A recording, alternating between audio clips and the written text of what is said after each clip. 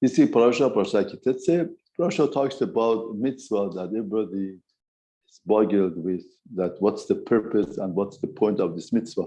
The mitzvah is the mitzvah of kansipo. Torah says, when you find the nest of a bird in front of you and a tree, and there is a mother laying down on the efruchim or beim, on the young birds or on the eggs, you should not take the mother from upon the young.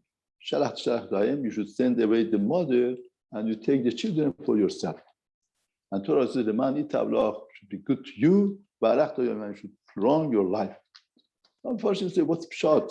That you should send the mother and take the children. Now we know that there is instinct by birds, by animals, that they have instinct feelings toward their own children. Therefore, when you are trying to go to a nest to take the children, the mother could fly away. But the mother, since cares for the children, would come to save his children. Therefore, just coming, instead of running away, he comes to save his own children. Now, at that time, what should you do?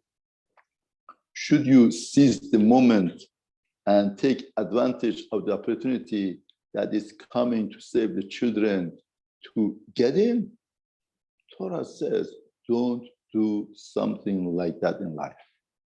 Hashem hates somebody uses up the moments. Somebody is stuck. You are playing with the emotion of somebody. It's very emotional. And at that time, he could fly away. He could go. He could run away. But he doesn't run away because you took his children as ransom. And he's coming to save his children. He's coming to be with his children because he has instinct feelings for them. He cannot just go. He cannot. Now, this moment you want to use up for yourself, for your advantage. This point, this situation that the person would call himself clever and he wants to use the opportunity for himself, just benefiting himself, is so selfish and self-centered that not to be sensitive. Torah hates that. Torah says, don't do that. That's not the right thing in life. Now, you might think that if you do that, you're going to gain a lot. Torah says, no, instead, if you are sensitive, you are not going to be a loser. Whenever that you respect others, you don't play around with the emotions of others, Torah says, do two things to you. I give you my goodness and I prolong your life. Nobody could prolong your life. Doctor, wealth, money, anything, whatever that you accomplish in this life cannot add 1 minute to your life. But doing this, you get the greatest investment in your life. Torah is saying, don't do that. Now, it's very interesting. Surah Al-Qadr says, when you send the mother away, the mother chirps and chirps. In other words, the mother is not feeling good about his children. And Zohar says, this mitzvah brings Geula. This mitzvah brings the Geula. In other words, how does it bring the Geula Zohar has? Zohar says, his mother is chirping because he's emotional. He wants his children. Once HaKadosh Baruch Hu hears that chirping of this mother bird, Hashem remembers there is another mother that's chirping for his children. That's Sion, that's Yerushalayim, that's the Hal Israel. The mother of us, Sion, is chirping and is davening and praying and begging for HaKadosh Baruch Hu that the children should go back.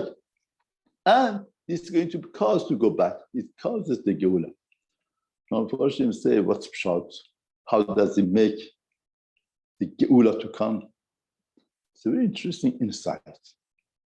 In other words, the Zohar is saying, chirping a bird has impact in the Betin Shel Shamayim. We would think that if we want to overturn the Betin Shel Shamayim, we need a lot of power, we need a lot of kovach, we need lawyer, we need mitzvot, we need sechutim, we need to gather whatever power that we have. We need to gather all of the community and people together through all of the power and zechut and merit. We might be able to turn over the Bedin Sheshamayim to think about Geula. Because Arakado is saying in this incident that the chirp of a bird, mother bird, that turns over the Bedin Sheshamayim. Understanding this Nekuda, this point, that even bird is chirping, Bedin Sheshamayim listens, not only it listens, it turns over the Bedin Sheshamayim. Understanding that, living with that perspective is the life of bringing Mashiach, is the life of bringing the Holy Soil close to the Geula Shlema. When we have moments that we could use it up, small nekudot, small thing has impact in Shamayim.